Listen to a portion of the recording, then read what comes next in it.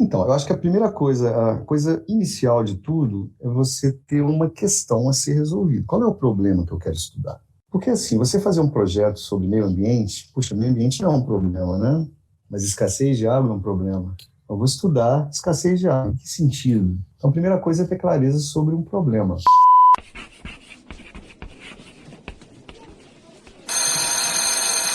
Moica Moi, bem-vindo ao podcast Papo de Educador. Eu sou o professor Damione Damito e o tema de hoje é projetos na educação.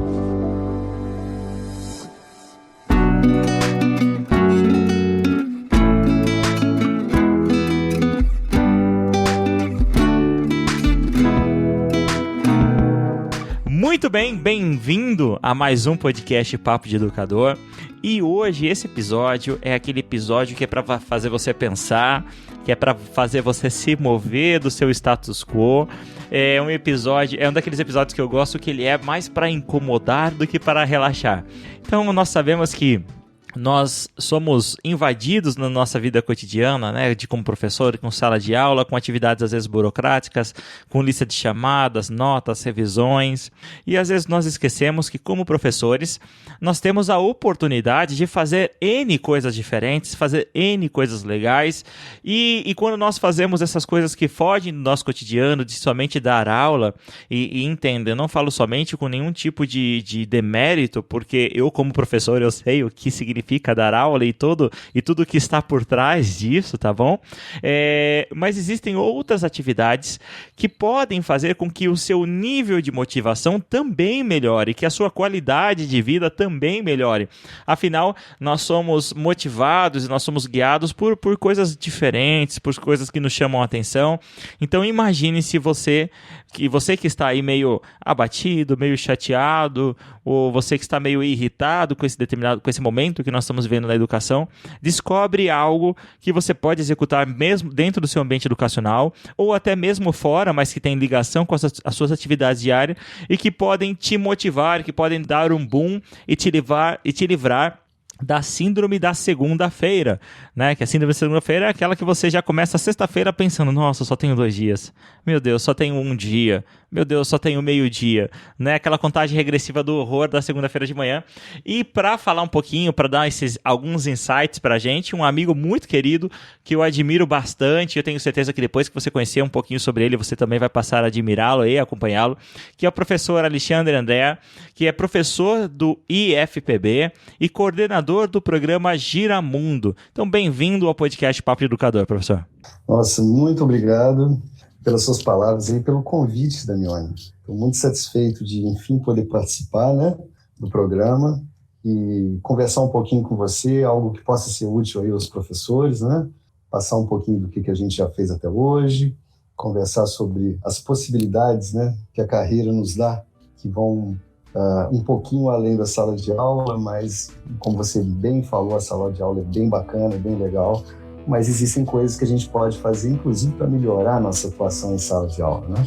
Então, muito obrigado aí pelo seu convite. Vamos então ao nosso bate-papo.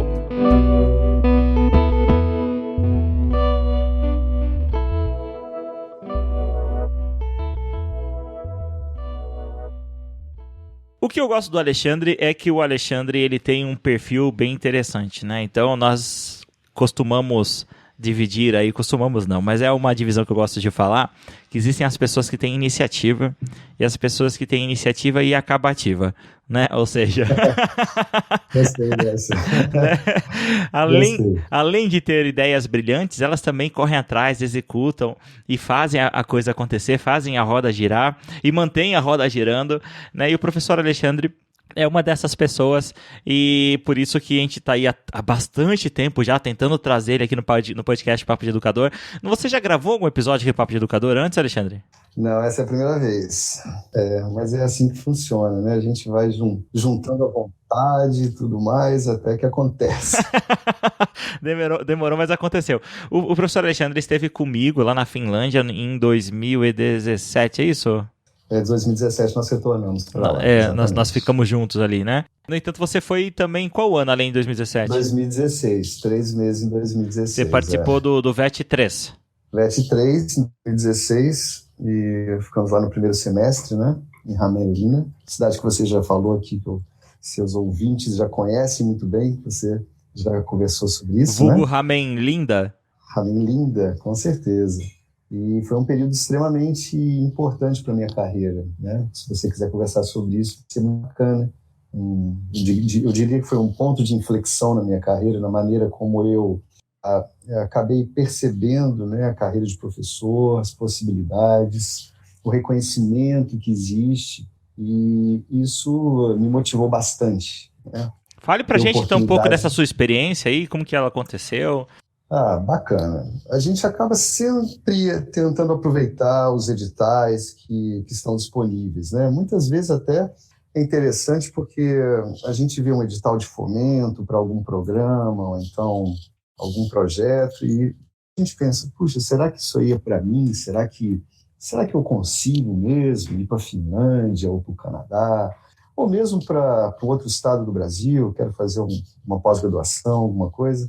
E olha, puxa, fiz um pouquinho de judô, né? Não fui campeão nem nada, aliás, fui campeão uma vez só.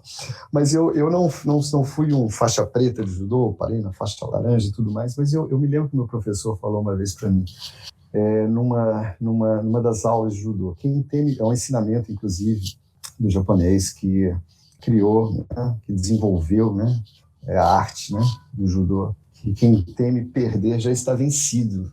Então, quem teme perder já está vencido. Você é uma pessoa que tem todo o universo à sua frente, né? Todas as possibilidades à sua frente. E colocar um não antes das coisas acontecerem é, de fato, um dos fatores de insucesso na carreira das pessoas, né? Então, achar que aquilo não é para você, ou que você não vai conseguir, ou que se você falhar vai ficar feio, a gente acaba aprendendo tanto com a nossa experiência, ou então com a própria Finlândia, que me ensinou muito isso, que é possível falhar, não é? Que falhar faz parte do aprendizado. Justamente. A gente falha, aprende, para depois não falhar mais. Então, as oportunidades que a gente tem, a gente deve tentar, pelo menos. E esse edital da Finlândia foi uma delas, né? Eu já tinha colegas que já haviam ido e foram muito bem sucedidos, e eu falei, vamos ver se a gente consegue reunir os requisitos para ir para a Finlândia. Acabou que deu certo, fiz o projeto, cheguei num país completamente diferente, como você mesmo conhece, mas um país que me mostrou que muita coisa que eu achava que era apenas utópica pode acontecer na realidade, no dia a dia das pessoas, né? Não a confiança das pessoas dentro da sociedade finlandesa, mas o ambiente escolar, produtivo, sadio, um ambiente escolar com uma desenvoltura em comum dos estudantes, uma independência bastante em comum. Então, foi, do ponto de vista pessoal e profissional, conhecer as duas universidades, né, que eu acabei tendo contato, tanto em Hämeenlinna como em Tampere, né, as duas estão em Tampere. Conhecer essas duas universidades, para mim, foi uma mudança muito grande, principalmente porque eu percebi que o professor brasileiro não é tão diferente do finlandês. Ele é tão capacitado quanto o finlandês, né? Basta que nós tenhamos um pouco mais de ousadia, às vezes, para fazer as coisas, né? Existe uma diferença muito grande entre os dois países. A Finlândia não cabe no Brasil, ou o Brasil não cabe na Finlândia, mas nós somos extremamente bem capacitados, temos muito boa intenção. Falta, como é que você falou, a iniciativa e a acabativa, é isso mesmo? Exatamente. Então, falta terminar, falta finalizar, falta gerar produto, né? E é de pouco a pouco, vai construindo aquela parede com um tijolinho aqui, um tijolinho ali, assim que as coisas vão acontecendo. A primeira coisa que eu diria que a Finlândia me ensinou, essa história toda, foi a possibilidade de errar, né? A possibilidade de errar e iniciar novos desafios. Foi assim que eu acabei parando lá. E gostei. Eu acho que a Finlândia, ela realmente foi um divisor de águas. Poxa, para mim, eu não preciso nem falar, né? O professor Papo, o podcast Papo de Educador, ele é um produto, né, que foi desenvolvido na Finlândia. Inclusive, eu quero lembrar vocês, mais uma vez, a pergunta que eu mais ouço na minha vida recente, depois do Papo de Educador, é o que significa moi kamoi, né? É a pergunta que sempre que eu encontro alguém e que ouve o Papo de Educador e pergunta. Então, mais uma vez, eu vou responder. Moi kamoi, na verdade, é um termo termo que nem se usa na Finlândia, né? Surgiu numa brincadeira com um rapazinho finlandês. Eu falei pra ele, viu, me ensina algumas coisas engraçadas em finlandês. E ele começou a me ensinar várias expressões, né? Então começou lá no moi, no oi, o tchau, né? Moi pode ser usado pros dois. Moro, aí depois vem o terve, aí depois começou terve pra terve, que é oi. São formas diferentes de se falar oi. Até que ele falou moika, moi, porque tem uma sonoridade engraçada pra eles também. E é como se fosse oi, olá, né? Você usa moika ou você usa moi. E aí, tudo junto, né? Um ou outro, né? Aí, de repente, eu usei moika, moi. E quando eu fui gravar o primeiro podcast, eu falei moika, moi. Eu tinha que falar alguma coisa, eu não tinha o que falar, eu falei, moika, moi. E ficou, não sei. Ficou, e até hoje eu uso. Ficou muito bom. E acho legal quando a gente recebe e-mail com moika, moi. Quando eu encontro vocês aí pelos congressos, né, pelas atividades do Papo de Educador, vocês sempre me cumprimentam com moika, moi. Isso é um barato, né? Isso é super bacana. Virou uma marca, não é? Virou. Virou uma marca. Achei super legal. Desenvolveu uma coisa. Então, quando você falou pela primeira vez moika, moi, você imaginou que fosse chegar num ponto como esse? Nem de perto. Eu acho que não. E foi uma coisa que aconteceu. A nossa carreira também é muito assim. Você vai aproveitando as oportunidades, né? E acaba que você, no futuro, colhe frutos do que você plantou. E você nem sabia que tipo de árvore era, mas ela deu bons frutos. Bons frutos. E eu achei legal porque, assim, esses editais, eles ocorrem, já começamos a falar sobre essas questões dos editais, é o seguinte, às vezes você quer executar algum projeto que precisa de financiamento, ou então, às vezes, você nem tem um projeto pronto, vamos ser bem realistas, né? Mas você vê que abriu um edital que pode oferecer fomento, ou seja, um investimento financeiro, ou às vezes não, né? Às vezes são de equipamentos, às vezes são de recursos, que podem fazer que aquela ideia, aquele sonho, até então devaneio seu se torne realidade. E nós temos diversas agências que lançam editais pelo Brasil, e inclusive algumas agências internacionais que estão disponíveis, que têm dinheiro, mesmo em meio à crise, têm dinheiro para gastar, têm dinheiro, precisam investir, e eles estão em busca de quem pode capitanear isso. E então, por exemplo, nós temos no Brasil grandes players, a Fundação Lehman é um deles que mais investe dinheiro, né? Eu ouvi um projeto na Fundação Lehman, que é uma iniciativa privada, não é um recurso privado. Interessantíssimo isso também. Fundação FAT, no caso. Isso que você falou é muito verdade, Damione. Os editais estão por aí. Obviamente, existem períodos em que os editais são mais abundantes, né? O investimento é mais abundante. Existem períodos de baixa, mas existem sempre editais, né? Aqui no estado a gente tem a fundação nossa aqui, a FAPESC, que está com alguns editais abertos, muito importantes, né, para eventos e desenvolvimento e tudo mais. Fora os editais do Giramundo Finlândia, que daqui a pouquinho a gente vai falar também. Mas é sempre importante o professor acreditar no seu potencial, né? Precisa acreditar. Acreditar é uma outra palavra que a gente aprende na Finlândia também. Acreditar e confiar, né? Pois é. Você tem que to believe and to trust. A gente precisa ter essa confiança, né, na nossa carreira. E aquela questão, contar com os amigos. Às vezes você não se sente apto para escrever um edital sozinho. Então a primeira coisa, começa a escrever, né? Não se julgue inepto antes de começar, né? Comece. Encontrou dificuldade, saia buscando, né? O Siemens aqui, não quero teorizar as coisas, mas o Siemens ele tem aquela teoria do conectivismo, que ele fala que o importante, né, e dessa nova era do conhecimento, né, essa nova eu não quero complicar esse papo, viu, Alexandre? Bom, mas assim, de maneira bem simples, o que o Siemens fala é que o conhecimento ele habita num caos, assim. Ele não está localizado em um lugar específico. Ele está dividido entre os nós de uma rede. Então você forma uma rede de relacionamento com os seus amigos, com as pessoas que você conhece, e muitas vezes esse conhecimento, né, essa informação, ela está dividida. Então você consegue acessar o seu amigo, é o famoso passa um zap, né?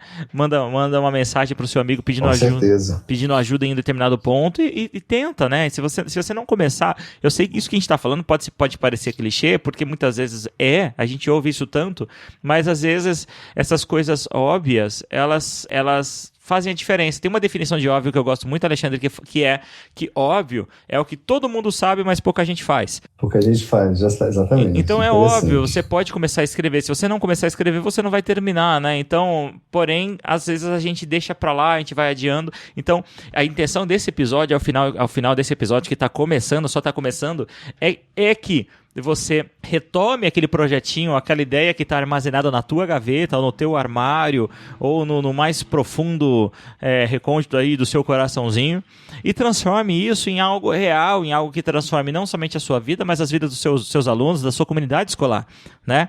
E aí, para exemplificar e falar um pouquinho sobre projetos, e é importante deixar claro também, né, Alexandre, antes que a gente nos esqueça, que isso não é só para professores do ensino superior, não é só para professores da rede federal, né? Esses projetos, eles estão em todas as esferas do ensino, desde o ensino infantil até o ensino profissional. A gente tem que pensar um pouquinho também estrategicamente em termos de carreira, não é, Damione? Falando assim, do ponto de vista profissional, onde que eu quero chegar na minha carreira, né?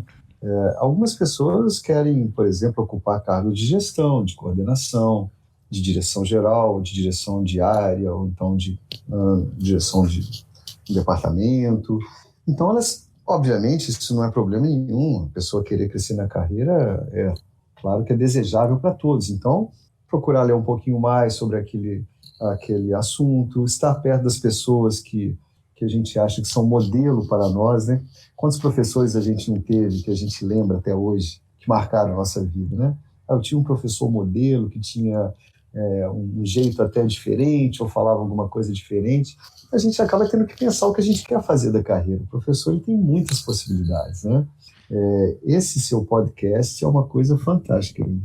Muito a dizer agora, porque a abrangência, né? Até onde que ele atinge, a quantidade de pessoas e professores que ouvem, né, os programas que você grava, não apenas no Brasil, que a gente sabe, né, mas também fora do Brasil, é uma maneira fantástica de você interagir, criar redes de relacionamento profissional. Isso é que importa. Quantas pessoas aí também já não te ajudaram, dando algumas ideias ou conversando com você sobre algum tipo de assunto interessante. Então, a gente tem que fazer essas redes sólidas profissionais, né? Todo mundo tem alguma coisa para ensinar para alguém, sempre. E sempre temos o que aprender também, né?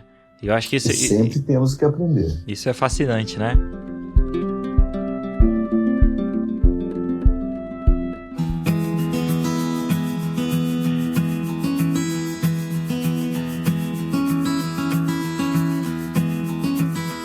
Alexandre, eu gostaria então que você contasse pra gente um pouquinho dessa experiência com esse programa que você criou, que é o Giramundo, né? O Giramundo, talvez eu já tenha mencionado ele em alguns episódios, eu não tenho certeza, mas pelo menos eu sempre falo do Giramundo nas palestras, nos workshops, porque eu acho que é uma referência em programa na educação pública, né? A educação pública tem sido tão atacada, e eu acho que é muito importante a gente dar visibilidade para projetos tão fascinantes quanto o Giramundo. Então conta pra gente aí o que é o Giramundo e talvez um pouquinho como ele começou e como que é a operacionalização dele.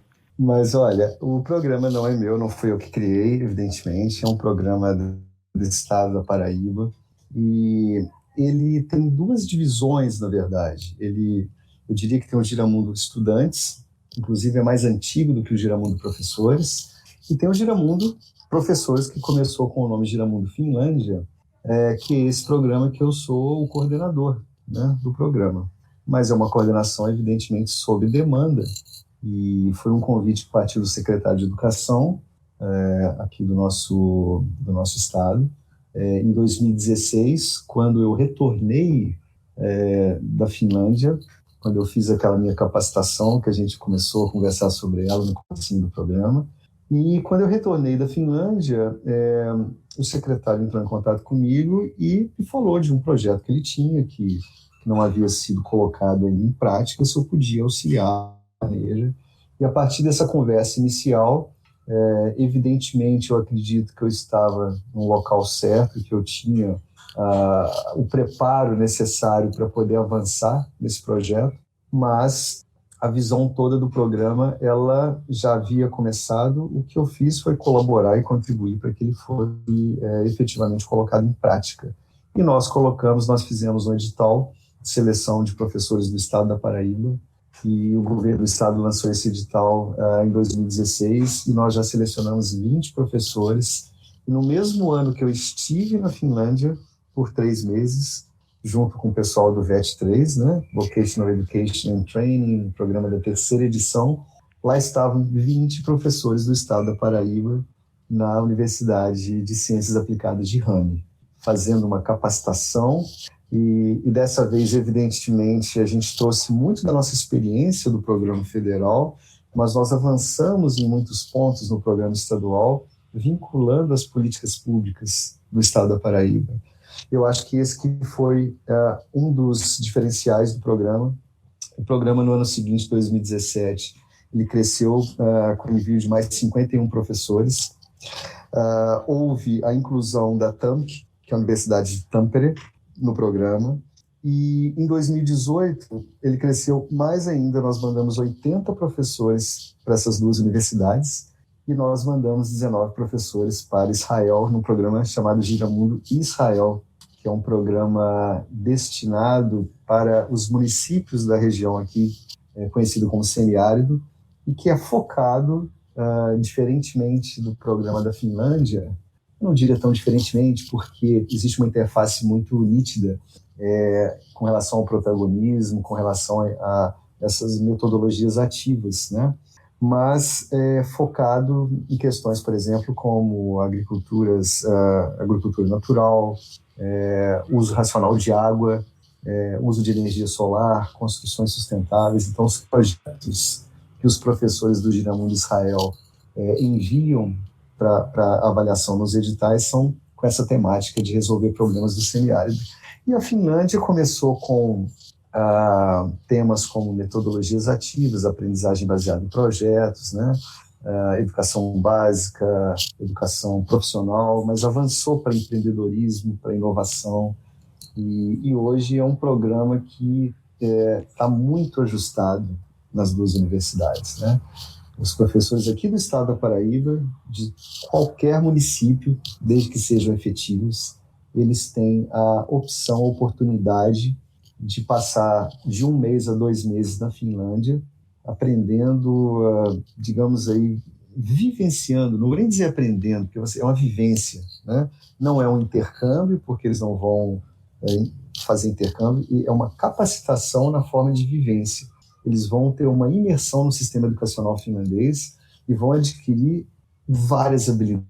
E essas habilidades vão ajudá-los no retorno a desenvolver o projeto deles aqui, no contexto da sua escola. Eu acho que esse é um grande diferencial. E esse projeto está ligado às políticas educacionais do Estado, né? Então, fecha-se um ciclo. Você manda um professor, o professor sabe o que quer, né? Existe uma equipe aí do Estado da Paraíba que é responsável por desenvolver essas políticas educacionais e de acompanhar esses professores quando eles retornam para cá. E o resultado é fantástico. Quando você puder, você divulga o site nosso do giramundoprofessores.net, por favor, que é um site, uma plataforma, né, na verdade, que reúne vários trabalhos e relatórios de professores e várias vivências que eles tiveram depois que voltaram. O site é giramundoprofessores.net, é isso, né? Isso. Ele estará aqui, o link para esse site estará aqui no post desse episódio, tá? Opa, que bacana. Então, é isso. A gente acaba, quando a gente vivencia, e o professor, você sabe, ele retorna ainda com muitas dúvidas. Puxa vida, eu fui para a Finlândia, e agora? Eu fui para Israel, e agora? Como é que eu vou fazer isso na minha escola? A gente acha que vai voltar sabendo todas as respostas. Na verdade, a gente volta com perguntas novas, né? A gente volta com novas perguntas, na verdade, né? E agora? O que eu vou fazer? Mas, assim, olha, o investimento, e eu diria assim que o investimento não é uma despesa, é um investimento. Você imagina um professor que, como eu, por exemplo, né, talvez muitos de nós que já fomos capacitados a fazer programas de sanduíche, enfim, não vou nem dizer de programas de sanduíche, mas essas capacitações de curto prazo, que eu acredito muito, elas transformam bastante a nossa concepção. Mas um professor estadual, que algumas vezes ele está bastante desmotivado, desinteressado, ele vê uma nova realidade. Ele vê que existe, além de uma luz no fim do túnel, ele vê que existe um brilho na carreira de professor. Ele volta para cá e coloca em prática. E quando os estudantes dele começam a dar retorno para ele, então acontece aquele momento mágico. Puxa vida, isso dá certo. Eu posso experimentar. Olha, tem tido cada coisa fantástica. E é transformadora, né? Acho que é um divisor de águas, né? Claro, nós estamos falando de um projeto grande, um projeto com um fomento bastante alto do governo estadual, mas a nossa ideia é só te dar um panorama de ver como que às vezes aquele projeto, às vezes é relativamente humilde que você tem, aquela ideia singela, ela pode crescer e se tornar algo bastante grande, bastante eficiente, né, que impacte bastante pessoas. Quando você começou a trabalhar nesse projeto, você já imaginava que ele ia tomar as proporções que ele tomou, Alexandre? Não, essa proporção não. É claro que a gente não entrou, por exemplo, eu tenho equipe, né? Eu posso falar pela minha equipe. A gente não entrou no projeto, nesse desafio, pensando pequeno, assim como o governador, nem o secretário de Educação, quando eles imaginaram isso, eles não pensaram pequeno. Mas quando os resultados começam a chegar, a gente vê que de fato valeu a pena, sabe?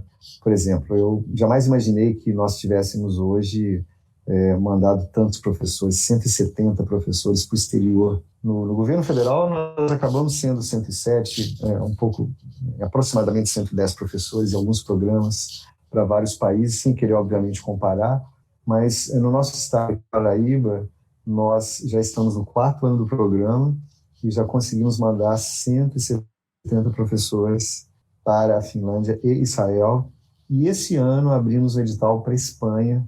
Então, temos mais 104 vagas disponíveis. Imagina que isso, quase 300 professores enviados em 4 anos para poder fazer uma capacitação no exterior. Então, esse momento, esse ponto, eu acho que era impossível de prever, né? E é importante falar, são todos os professores da Paraíba, né? Todos os professores efetivos da rede estadual. Da rede estadual da Paraíba? Da rede estadual. Vocês imaginam o chacoalhão que isso está dando no estado, né? Sim, é o tipo da coisa, assim, eu acredito, que eu já estou vendo isso acontecer, que a educação do estado da Paraíba, ela já sofreu um ponto de inflexão, e os resultados vão acontecer muito em breve, né? Os resultados positivos. Eu não diria nem apenas nos índices educacionais, que são uma consequência, mas na própria... quando a gente fala educação de modo amplo, educação do estado da Paraíba, eu acho que isso, para mim, é muito nítida a qualidade, né, da educação do estado da Paraíba. Evidentemente, é necessário sempre melhorar, mas, assim, o que está sendo feito aqui no estado da Paraíba é algo que eu procurei nos outros estados, né? Você sabe que eu não sou daqui, meu sotaque não é um sotaque paraibano, apesar de eu estar aqui há quase 10 anos e adorar, eu acho que eu já não pego mais sotaque, né? Tem alguns lugares por aí. Sou mineiro, por sinal, né? Mas não tenho sotaque de Minas, ou talvez um pouquinho, é meio misturado. Mas eu diria que é algo a ser, é um espelho, né, para os demais estados. Com certeza. Eu sei disso que eu tô por dentro do processo, eu estou acompanhando o desenvolvimento, o aprimoramento do processo. Eu diria, Damione, se você me permitir, que existem até alguns pré-requisitos para que isso aconteça. Não é por acaso, né? Você tem que ter, evidentemente, uma política educacional muito bem definida no estado. Você tem que ter as pessoas certas nos locais certos, um governador que acredita, um governador que dá suporte, um secretário preparado. Você tem que ter os especialistas articuladores que vão conduzir o processo também. Tem que ter os professores motivados a isso. Tem que ter o fomento, evidentemente, né, porque isso envolve recurso financeiro. E tem que ter os estudantes também, que são, na verdade, o nosso objetivo final é melhorar a qualidade do ensino para os estudantes. Né? Justamente. O objetivo da capacitação não é que o professor volte capacitado. Não, isso é um meio para o qual nós cheguemos ao resultado final, que é um estudante mais bem preparado, um estudante com protagonismo em suas ações, é um estudante que saiba o que quer da vida, mais preparado em todos os sentidos, né? Em termos pessoais, em termos profissionais. Então, eu acho que é assim, educação é bacana, é um investimento. Isso, olha, eu diria o seguinte, coordenar o programa também é um desafio para mim. E eu tenho aprendido bastante. Gerenciamento de equipes é uma coisa que não é muito simples, né? Você sabe disso, mas é muito gratificante, né? A minha equipe é muito coesa. Eles vão escutar um podcast, né? Eu não estou mentindo, né? Não estou mentindo, mas assim, a minha equipe é muito coesa. Eu acho que para a gente trabalhar direito, você tem que ter uma transparência muito grande. Você tem que ser capaz de olhar nos olhos dos seus parceiros, ver confiança, perceber confiança. É isso que faz uma equipe coesa, a confiança que você tem, né? Então eu confio nas pessoas que estão trabalhando comigo. Eu acho que é por isso que a gente está conseguindo esses resultados.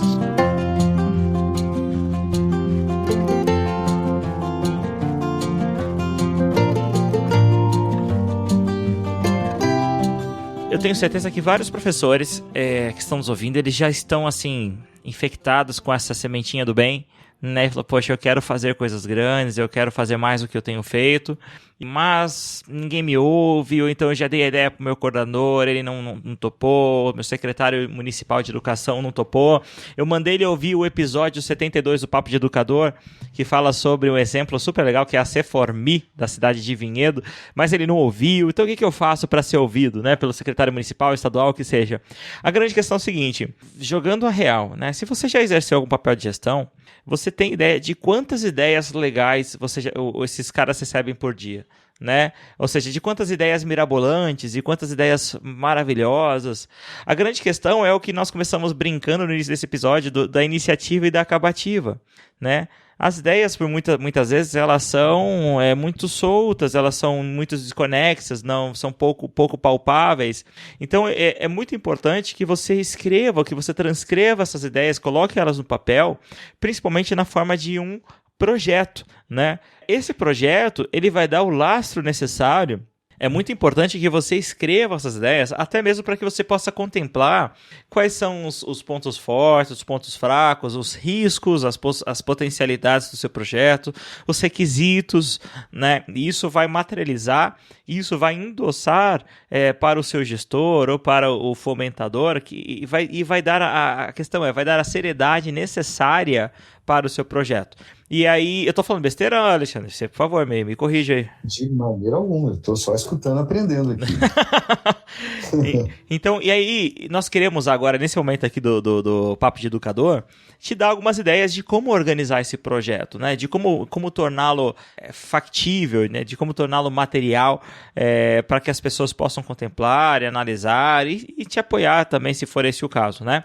Então, a primeira coisa, que tem que ter um projeto? A gente consegue fazer isso aí, Alexandre? Topa o desafio? Consegue, opa, vou tentar dar minha contribuição aqui. Então, eu acho que a coisa inicial de tudo é você ter uma questão a ser resolvida. Qual é o problema que eu quero estudar? Porque assim, você fazer um projeto sobre meio ambiente, puxa, meio ambiente não é um problema, né? Mas escassez de água é um problema. Eu vou estudar escassez de água. Em que sentido? Eu quero estudar maneiras alternativas de captação de água, o uso racional de água. A gente sempre acha de um problema a ser estudado, né? Então, a primeira coisa é ter clareza sobre um problema. Eu acho que demora um pouquinho até, talvez, a gente encontrar um problema que mereça ser estudado. Mas eu diria o seguinte, todo problema merece ser estudado. Todo problema você pode olhar para ele sob um enfoque diferente de todos aqueles que já resolveram ou tentaram resolver esse problema. Além do problema ser resolvido, é muito importante que você saiba que tipo de resultado você quer obter. O que eu quero gerar? Eu vou estudar esse problema para quê? É para resolver alguma coisa, para gerar um produto, para desenvolver um serviço, um aplicativo. Tem que ter um resultado. O projeto tem que finalizar. Tem que acabar, né? Então, assim... Esse é o maior desafio, né? O projeto ele tem que acabar. Tem que acabar. Então, eu acho assim, mesmo que você comece alguma coisa pequena, se você tiver um resultado bom, alguém vai querer pegar o que você fez e adaptar, ou alguém vai querer que você faça um pouco maior em uma outra situação. E no meio do caminho tem aquelas perguntinhas. Onde? Quando? Com que frequência? Por quê? Né? Como vou Quem? fazer? Com que recursos? Quem são os atores que são envolvidos? Né? O projeto vai ser de 1 ano, de 2 anos, de 6 meses. Mas eu tenho que saber como é que eu começo e como é que eu finalizo a história. Eu acho que deve ser como alguém que conta história. O cara e onde que ele quer chegar. Então, assim, tem um início da história e tem um final da história. E no meio disso, ele vai desenvolvendo. Então, puxa vida, eu tenho visto aí que as inovações mais simples são aquelas que atingem o maior número de pessoas, né? Você pega coisas tão bobas, assim, aparentemente, que resolvem o problema de todo mundo, mas é porque a vida é simples, né? A natureza, ela simplifica. A natureza, ela tem lá a sua complexidade, mas a busca pelo equilíbrio, muitas vezes as soluções são simples, né? Se a gente copiar o que a natureza já está dando para a gente consegue verificar o que milhares e milhares e milhares de anos, às vezes milhões de anos de evolução acabaram tornando. Então, para um professor, seja lá de ciências, ou de química, ou de física, ou de biologia, ou de línguas, né? eu acho que a primeira coisa é resolver um problema. Tenho que achar um problema para resolver. E eu tenho que me interessar pelo problema, eu tenho que me identificar com o problema. Justamente. E eu tenho que saber o que é, né? Aí eu vou procurar os meios para poder fazer. Acho que o ponto de partida de qualquer projeto é esse. É importante, então, que esse projeto ele tenha aí um problema, né? Ou seja, um objetivo claro, né? Onde você quer chegar, o que ele irá gerar. Às vezes, esse produto, ele não necessariamente é um produto material, né? Ou seja, não é necessariamente uma peça. Talvez possa ser a melhora de um índice, a melhora de um fator, a readequação de um espaço, né? O melhor desenvolvimento de um processo. Bem a questão do impacto do projeto, né? Que é aquela perguntinha assim, por que alguém compraria a sua ideia? Por que alguém investiria no seu projeto? Né? A gente tem que ter que as relações pessoais elas são baseadas em interesses. Isso é totalmente natural. Né? Então, eu tenho um relacionamento com o Alexandre porque eu tenho interesse no meu relacionamento. Eu tenho interesse por quê? Porque eu acho ele um cara legal, né? Eu acho ele um cara promissor, eu acho que ele tem coisas para me ensinar. Então, a gente tem que deixar claro que todas as relações, essa relação com o seu vizinho é uma relação de interesses. A questão é se esses interesses eles são saudáveis ou não, né? Se eles são bilaterais ou não. Acho que esse é o ponto. Então, quando você vai apresentar o teu projeto para alguém que pode ajudar a executar esse projeto, ou então torná-lo execuível, é importante você demonstrar para ele por que aquele projeto interessa a ele também. Isso. Né? Isso mesmo. Que é a questão de vender o projeto, né? E esse alguém pode ser tanto o seu estudante, quanto o diretor da sua escola, quanto o agente financiador, no caso. Tem que estar muito claro por que é importante os pais dos estudantes e tudo mais. Então, assim, é muito importante você ter a clareza. E eu volto a dizer, as coisas mais simples são as mais eficientes, né? São as mais efetivas, que chegam no resultado que realmente, de fato, ele transforma alguma coisa. É só olhar as coisas tipo zíper que a gente usa hoje, ou então, como é que chama? Nunca sei o nome daquele negocinho no final do cadastro que você coloca um plásticozinho, um plástico que você consegue, tem que mudar isso aí que eu falei, plásticozinho. Mas assim, eu sempre digo que as coisas mais simples são as mais, talvez, eficazes, né? Tipo zíper, ou aquele plástico que você coloca no final do cadastro que permite você passar pelo... Enfim. Então, as soluções simples são as mais interessantes. Então, mas é importante saber para que serve. É importante você, como você mesmo diz, você vender a sua ideia, né? Você deixar claro que é importante para alguém investir nessa ideia. E os projetos, eles têm desdobramentos, né, Damione? Eles terminam, mas eles podem gerar novas perguntas. Isso que é o bacana. Se o seu projeto, ao final do seu projeto, né, você conseguir gerar um resultado, mas também gerar novas perguntas que possam ser investigadas no futuro, que eu acho que ele cumpriu o seu papel, né? Às vezes nós escrevemos o projeto, tomamos todos os cuidados de ter essas etapas que nós conversamos, nós falamos, e você apresenta o projeto, e esse projeto ele não é aprovado, ou esse projeto é negado. O que fazer? Bola para frente, né? Vida que segue. Tentar entender o que aconteceu, quais eram os critérios, quais foram os motivos e as motivações. Às vezes você era a pessoa certa, com o projeto certo, mas na hora errada, né? Ou então para a pessoa errada, ou então no orçamento errado, né? Lembrando também que às vezes o projeto está bom, só que alguém avaliou os critérios que foram utilizados e levaram o projeto a ter uma avaliação ruim, né? Eu me lembro muito bem quando eu apliquei para o mestrado, eu fui numa determinada universidade, eu passei em primeiro lugar. E na mesma em outra universidade, eu fiquei em segundo suplente. Quer dizer, tinha que 2 desistirem para eu poder entrar. Era a mesma pessoa, a mesma formação, e eu fiz a mesma aplicação para 2 universidades excelentes, muito boas, por sinal. Uma eu fiquei em primeira, a outra eu fiquei em segundo suplente. Falei, mas como assim? Será que eu sou tão diferente assim? Será que a minha assinatura foi diferente de um dia para o outro? Não. Os critérios são outros, né? Uma valorizou mais uma coisa, outra valorizou mais outra. A gente não deve desistir dos projetos. Agora, procurar aprimorar é sempre importante. O que eu posso melhorar? Receber o feedback, aquele resultado, né? Aquele retorno. O seu projeto não especificou direito os gastos. Então, vamos procurar saber como é que é um bom projeto, o que eu tenho que fazer, né? O seu projeto não execuível. Talvez até tentar olhar outros projetos que tenham sido aprovados já anteriormente, né? Isso. O que o outro foi aprovado? Agora, se não houverem outros projetos, você vai ter que ser um desbravador aí, né? e tentar ir tateando até você conseguir, talvez. E aí vale a pena, acho que conversar, né, Alexandre? Você conversar com as pessoas que estão envolvidas, o que elas esperam de um projeto, talvez com seus pares, pedindo para que eles possam revisar o que você está fazendo, né? O projeto a gente faz em equipe, né? A gente envolve pessoas. Então, geralmente, quanto mais pessoas envolvidas, instituições envolvidas também, eu acho que existe uma chance, né? Uma abrangência do projeto também. Se for um projeto local, ele tem um determinado impacto. Se for um projeto regional, e muitos temas que devem ser resolvidos são em âmbito regional. Não quer dizer que sejam menos importantes que o âmbito nacional, não. Mas é sempre importante você trazer alguém de fora, né? A sua equipe tem que ter alguém diferente. Então, você pode pegar alguém da secretaria, então alguém da escola, alguém da universidade, mas é sempre bom montar uma equipe bastante plural para a gente poder tentar resolver. É um novo olhar, né? Novo olhar. Não tem a receita de bolo, né? Nem para a vida, nem para a carreira profissional, mas a gente tem que buscar bons exemplos acima de tudo, né? A gente tem que buscar pessoas confiáveis na nossa equipe, sempre bom. É melhor você estar junto de pessoas confiáveis, que às vezes não te dão retorno imediato, do que você estar com pessoas que não são confiáveis, mesmo que te deem um retorno imediato. Então, confiança vem primeiro, né? Faz parte até da sua própria segurança profissional, você aprender aos poucos, se for o caso, né? A gente tem que ter ambição, é lógico, mas a ambição deve se transformar em algo negativo, né? Em algo doentio, e ética acima de tudo.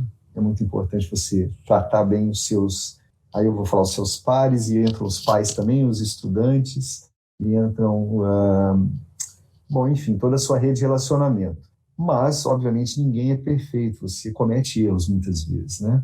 Então, você tem que aprender com seus erros também. Algumas vezes, obviamente, deve se retratar, né?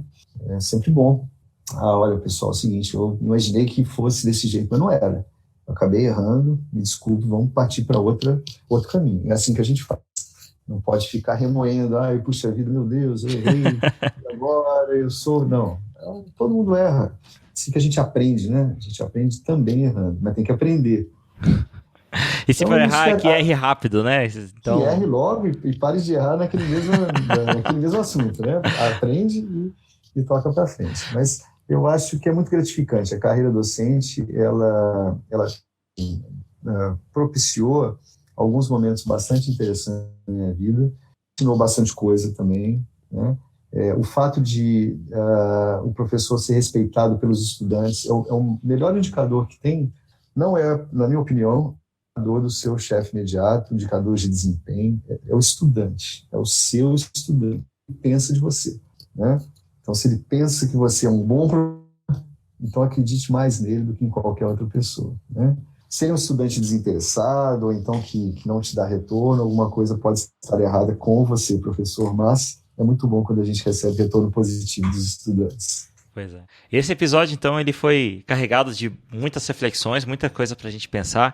Eu tenho certeza que você já começou a pensar naquele projeto, começou a lembrar daquele projeto que você escreveu, daquele monte de coisa que você pode fazer na sua escola. Eu tenho certeza que você está motivado, então eu te desafio a ter a iniciativa e também a acabativa de levar ele a cabo, de você começar e terminar de escrever esse projeto. E só comece o próximo quando você terminar de escrever esse projeto, né? Vai essa dica para você.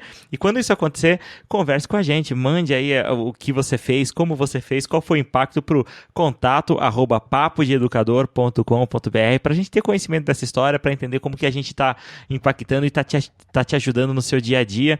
Então eu queria agradecer, Alexandre, por você estar conversando com a gente aqui, por você compartilhar a sua experiência. Né? Nós estamos de portas abertas aqui. Conte com o Papo de Educador por que você precisar. E eu deixo esse espaço então para você fazer as suas considerações finais, para você fazer a recomendação dos seus materiais e se despedir da nossa audiência aqui no Papo de Educador. Então eu gostaria de finalizar agradecendo aí a oportunidade. Foi muito bom. A gente estava planejando essa conversa aí já tem um bom tempo, né? Assim, eu fico muito satisfeito. Certo? Eu estou sempre à disposição, sempre que você quiser abordar um determinado assunto, que eu puder colaborar, que eu puder contribuir de alguma maneira, específica ou geral. E nós podemos até verificar a demanda dos ouvintes do educador, o que eles vão achar desse episódio, se tem alguma pergunta específica para eu poder responder. Mas eu estou muito satisfeito, te agradeço demais. e vamos continuar colaborando aí para a gente poder contribuir um pouquinho para a melhoria da educação aqui no nosso país, né? Sempre em frente, sempre buscando novas maneiras de encarar a educação, mas com bastante otimismo, bastante trabalho e resultado, né? Principalmente. Que é muito importante, né? Acabativo, tem que acabar as etapas. Agora eu aprendi, não esqueço mais. Obrigado para você também que está nos ouvindo, que está nos acompanhando até agora. E nos encontramos então no nosso próximo episódio. Tchau, tchau. Tchau, abraço.